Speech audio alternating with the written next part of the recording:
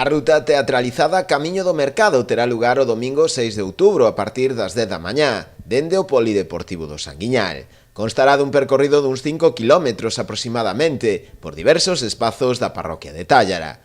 Incluída no proxecto Mocidade en Movemento que desenvolve o Concello coa colaboración da Consellería de Política Social, busca promover un achegamento interxeracional, o tempo que se contribúe a recuperar o noso patrimonio. O que pretendemos con esta actividade é promover a participación da mocidade en actividades de recuperación do patrimonio vivo galego a través da interacción entre a xente maior e a xente máis nova.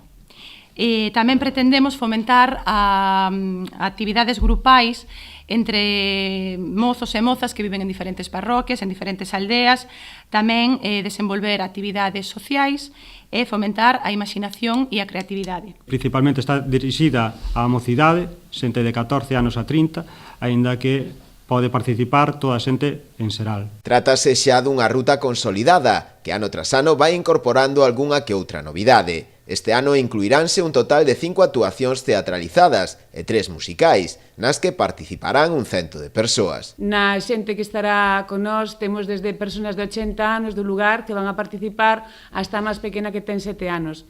Así mesmo tamén están invitados xente de outros concellos, de grupos musicais, pandereteiras e de teatro, que van a ser un pouco tamén partícipes do que será pois, o Camiño do Mercado, coas súas sorpresas, cos seus personaxes, cos espontáneos, bueno, cunha chea de sorpresas que non vos vamos a contar, hai que vir a velo.